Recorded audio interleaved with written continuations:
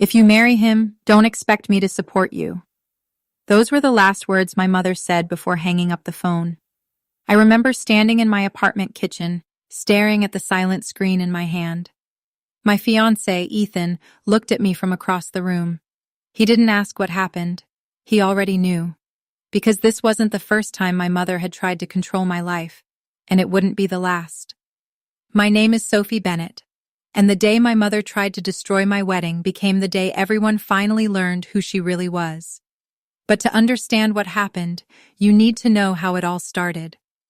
Growing up, my mother cared deeply about appearances, more than happiness, more than honesty, more than family. Everything was about status, image, reputation, what people would say, what people would think, what people would see. If something looked perfect from the outside, she considered it successful, even when it was falling apart inside. My father was different, quiet, kind, patient. Unfortunately, he rarely challenged her. Over time, he learned that disagreeing with her usually created more problems than it solved, so he stayed silent. And silence became normal in our house. By the time I reached my 20s, I understood something important. My mother didn't want a daughter. She wanted a project, someone she could control, someone who would follow her plans, someone who would make her look successful. The problem was, I wasn't that person. When I met Ethan, everything changed. He wasn't wealthy. He wasn't famous. He didn't come from an influential family, but he was honest, hardworking, loyal, and he loved me. For the first time in my life, I felt truly seen, not judged, not managed, not controlled, seen. My mother hated him immediately, not because he treated me badly, because he didn't fit the image she had imagined. She wanted me to marry a wealthy businessman, someone with a luxury car, a large house, an impressive last name. Instead, I chose a school teacher. You can do better. She repeated those words constantly, at family dinners, on phone calls, at holidays, every opportunity she got. She criticized him, mocked him, compared him to other men. Nothing was ever enough. But Ethan never fought back. He simply smiled, stayed respectful, and continued treating me with kindness, which somehow made her even angrier, because she couldn't find a legitimate reason to dislike him. Then came the proposal. One beautiful evening by the lake, just before sunset, Ethan got down on one knee and asked me to marry him. I said yes before he even finished the question. It was one of the happiest moments of my life. Unfortunately, it became one of the worst moments of my mother's. The moment she heard the news, she started planning. Not the wedding, the opposition. At first, her attacks were subtle. She criticized venues, rejected decorations, complained about guest lists, questioned budgets. Everything became an argument. Every decision became a battle. Then things became stranger. Vendors suddenly canceled. Appointments disappeared. Important emails went unanswered. Private information somehow spread through the family. At first, I thought it was bad luck. Then patterns started appearing, and I began asking questions. One afternoon, a florist accidentally revealed something shocking. She mentioned a phone call. A woman had contacted her pretending to be me. The woman canceled our order. The voice description sounded familiar, terrifyingly familiar. When I confronted my mother, she denied everything. Of course she did. She always denied everything. And without proof, I couldn't do much. But deep down, I knew. As the wedding approached, her behavior became more desperate, almost frantic, as if she knew she was losing control, as if she couldn't accept that her daughter was building a life she didn't approve of. 3 weeks before the wedding, she organized a family gathering. Everyone attended: aunts, uncles, cousins, family friends. During dinner, she suddenly stood up and made a speech nobody expected. She smiled, raised her glass, and began listing all the reasons Ethan wasn't good enough for me, right in front of everyone. The room became painfully quiet. I felt humiliated, furious, heartbroken. Then something unexpected happened.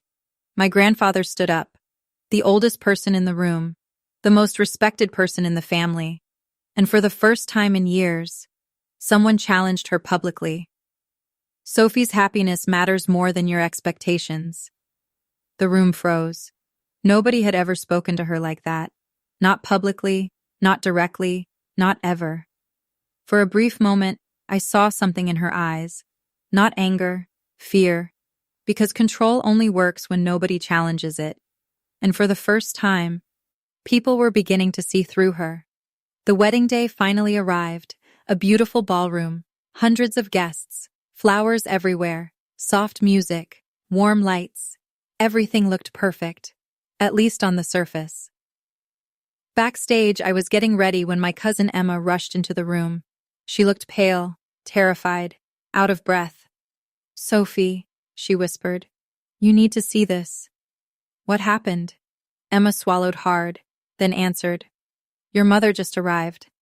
I frowned. "So?" Emma looked directly into my eyes. Then she said something that made my stomach drop. "She didn't come alone. She brought 38 people nobody knows." The room went silent. "What do you mean?" Emma's voice shook. "They're strangers, completely strangers." My heart started racing, because suddenly I understood. After months of failed attempts, she had one final plan, one final attack, one final chance to humiliate me, in front of everyone, at my own wedding. But what my mother didn't know was that Ethan and I had discovered something a week earlier, something that changed everything, something we quietly prepared for, something already waiting inside the ballroom's giant presentation screen, a screen loaded with information, messages, recordings, evidence, proof. And if she crossed the line tonight, the truth would reveal itself, in front of every single guest. For several seconds I couldn't speak. 38 strangers, at my wedding, invited by my mother, the same woman who had spent months trying to stop this marriage. This wasn't a coincidence. This was a plan. And somehow, I knew tonight wasn't over, not even close. "Where are they now?" I asked Emma. "They're sitting near the back," she pointed toward the ballroom. "They arrived together." My stomach tightened. Normal wedding guests don't arrive in groups of 38, especially when nobody recognizes them. I immediately called Ethan. Within minutes, he arrived in the bridal suite. Calm, focused, exactly the way he always was during a crisis. I explained everything. The strangers, my mother's arrival, the strange behavior, everything. To my surprise, Ethan didn't look shocked. He looked disappointed, as though he had expected something like this. "You think she's going to do it tonight?" I asked. Ethan nodded slowly. "I think tonight was always her plan." A week earlier, Ethan had hired a private investigator. Not because we wanted drama, because too many strange things had happened. Too many canceled vendors, too many anonymous phone calls, too many lies, and eventually, the investigation uncovered something shocking. My mother had spent months contacting relatives behind our backs, spreading rumors, inventing stories, trying to convince people not to attend, trying to convince people Ethan was dangerous, trying to convince people our marriage was a mistake. At first, I didn't believe it, even after everything she had done, because no daughter wants to believe her own mother would go that far. But the evidence was undeniable. Recorded calls, text messages, emails, everything. We saved every piece of proof, not because we wanted revenge, because we knew one day we might need it. And now, that day had arrived. The ceremony began. Guests filled the ballroom. Music played softly. The atmosphere felt magical, at least for most people. I couldn't stop watching my mother. She seemed unusually confident, almost excited, like someone waiting for a surprise, like someone who knew something nobody else knew. The strangers sat together near the back, watching everything carefully, whispering among themselves, waiting, just like her. The ceremony itself was beautiful. For a little while, I forgot about the drama, forgot about the fear, forgot about the tension. All I saw was Ethan, standing at the altar, smiling, waiting for me. When I reached him, everything felt right. The noise disappeared, the anxiety faded, the room disappeared. There was only us, We exchanged vows, shared promises, shared tears, shared dreams. For a brief moment, nothing else mattered. Then the reception began, and everything changed. Dinner ended, guests laughed, music played, people danced. The celebration felt perfect. Until my mother stood up. She tapped a glass with a spoon. The room slowly became quiet. Everyone turned toward her, expecting a heartfelt speech, expecting a loving mother, expecting kindness. Instead, she smiled, a cold smile, the kind I had seen many times before. And immediately, I knew. This was it. My daughter has always been emotional. The room laughed politely. I didn't. Sometimes emotional people make poor decisions. The room became quieter. Several guests exchanged uncomfortable looks. Then she started telling stories. Personal stories. Embarrassing stories. Private stories. Stories designed to make me look foolish. Stories designed to make Ethan question me. Stories designed to humiliate me. The room became painfully uncomfortable. Nobody knew how to react. Nobody knew where to look. Then she introduced the strangers. 38 people, one by one, each claiming to know something about me, something negative, something embarrassing, something damaging. My heart broke, not because of what they were saying, because my own mother had organized it, at my wedding, in front of everyone. I looked toward my father. He looked horrified, completely horrified, because for the first time, even he couldn't defend her. Then my mother delivered her final attack, the one she believed would destroy everything. She pointed toward Ethan and loudly announced, "You still have time to walk away." The ballroom froze, completely froze. The silence became unbearable. Every guest stared, waiting, watching, wondering what would happen next. Then Ethan smiled, a calm smile, a confident smile, the kind of smile that terrified dishonest people. He slowly walked toward the stage, took the microphone, and thanked my mother. Everyone looked confused. Even she looked confused. "Thank you," Ethan said, "because you've given us the perfect opportunity." The room became silent. My mother's confidence began disappearing. Then Ethan pointed toward the giant presentation screen hanging above the ballroom. A screen every guest could see. A screen already connected to the ballroom's audio system. A screen loaded with evidence. My mother suddenly looked nervous. Very nervous. For the first time all evening. Ethan smiled again, then said 7 words that changed everything. "Let's show everyone the truth." And the screen turned on. The moment the giant screen turned on, the entire ballroom became silent. Every conversation stopped. Every smile disappeared. Every eye moved toward the screen, including my mother's, especially my mother's. For the first time all evening, she looked nervous, very nervous, because deep down she knew exactly what was about to happen. The first recording began to play. Her voice filled the ballroom speakers, clear, undeniable, impossible to explain away. In the recording, she was speaking to a wedding vendor, pretending to be me, canceling a floral order, the exact order I had spent weeks planning. Gasps spread throughout the room. Several guests immediately recognized her voice. Then another recording played, and another, each one revealing a different lie, a different manipulation, a different attempt to sabotage the wedding. The room watched in disbelief, not because the evidence was dramatic, because it was real, painfully real. My mother stood frozen near her table, her face turning pale. The confidence she had carried all evening was disappearing rapidly. Then the screen displayed text messages, hundreds of them. Messages she had sent to relatives, messages she had sent to family friends, messages she had sent to people who barely knew me. Some claimed Ethan was irresponsible. Others claimed he was controlling. Others suggested our relationship wouldn't last.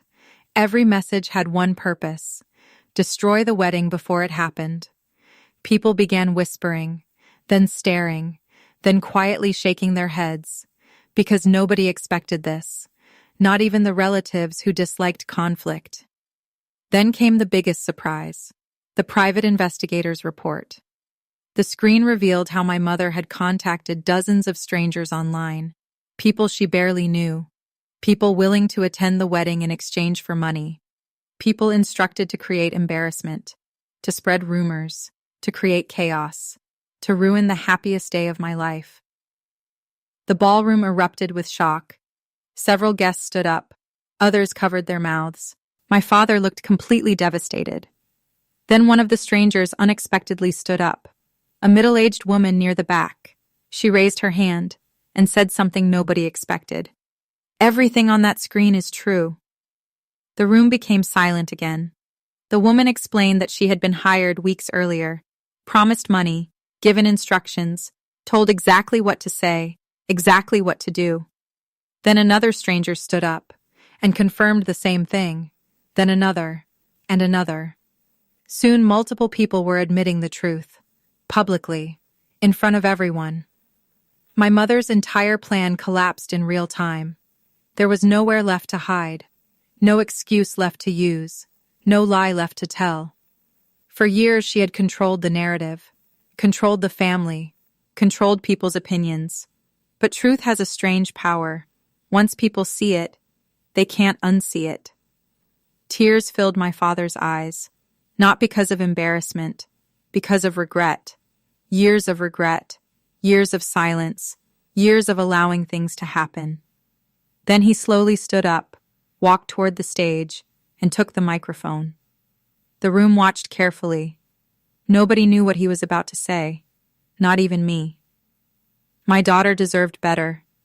The words echoed through the ballroom, and suddenly I felt tears filling my eyes, because I had waited my entire life to hear those words.